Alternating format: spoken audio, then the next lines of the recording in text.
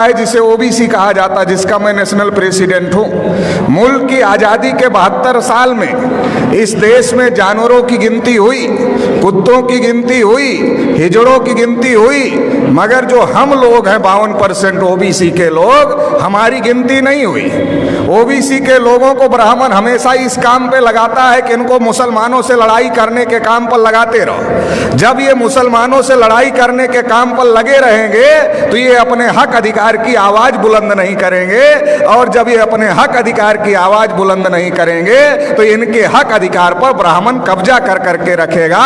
आजादी के 72 साल में हमारी गिनती हिंदू के नाम पर करते रहे और हमारे सारे हक अधिकार पर ब्राह्मणों ने कब्जा कर लिया। 1992 में जब मंडल कमीशन का मामला खड़ा हुआ था, ओबीसी के लोग अपने हक अधिकार की लड़ाई लड़ रहे थे, तो ब्राह्मणों ने बाबरी मस्जिद का मामला खड़ा कर दिया, राम जन्मभूमि का मामला खड़ा कर दिया, और ओबीसी के लोगों को बाबरी मस्जिद के मामले में आगे कर दिया, राम जन्मभूमि के मामले में आगे कर दिया। बाबरी मस्जिद गिरा दी गई।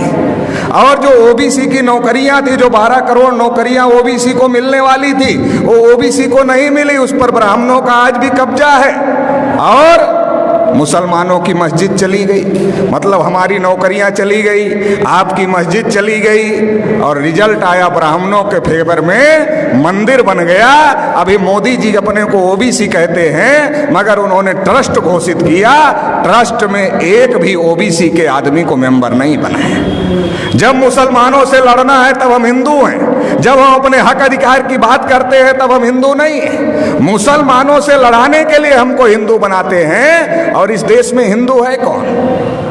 ओबीसी के लोगों को ब्राह्मणों ने हजारों साल से शूद्र बनाकर रखा, पढ़ने लिखने के अधिकार से, धन संपत्ति रखने के अधिकार से, बोलने सुनने के अधिकार से, सभी अधिकार से वंचित करके रखा। लिखा मनुस्मृति में, अगर आंख से ज्ञान देख ले तो आंख में सूजा डाल देना चाहिए, उच्चारण करे तो जीभ काट लेना चाहिए, और अगर कान से ज्ञान का एक शब्द सुन ले तो कान में शीशा पिघला कर डाल देना चाहिए, ये लिखा। शेड्यूल कास्ट के लोगों को अछूत बना के रखा, आदिवासियों को जंगल में रहने के लिए मजबूर किया, तो देश में हिंदू है कौन? ब्राह्मणों ने हमारे ऊपर इतने जुल्म ढाए, हमें अछूत बनाया, हमें शूद्र बनाया, हमें जंगलों में रहने के लिए मजबूर किया, तो हमारा धर्म और ब्राह्मण का धर्म एक नहीं हो सकता। हम हिंदू नहीं है। आप रामायण पढ़ लो, महाभारत पढ़ लो, गीता पढ़ लो, वेद पुराण पढ़ लो, श्रुति स्मृति पढ़ लो, कहीं पर भी हिंदू लिखा हुआ नहीं है, क्योंकि ये हिंदू हिंदी भाषा का शब्द नहीं है, ये हिंदू संस्कृत भाषा का भी शब्द नहीं है, ये पर्शियन भाषा का शब्द है, जिसका अर्थ होता है हारा हुआ, नीच, कायर, काला, चोर, गुलाम। आज भी ब्राह्मण हमको गुलाम कहते हैं, हम गुलाम बनने के लिए तैयार नहीं हैं, और हम हिंदू नहीं हैं, तो फिर हम क्या हैं? हम इस देश के मूल निवासी हैं, और मूल निवासी कौन है? इस देश के शासक हैं, इस देश के राजा हैं। सम्राट अशोक का नाम आपने सुना होगा, अफगानिस्तान तक, रसिया के बॉर्डर तक सम्राट अशोक का राज था।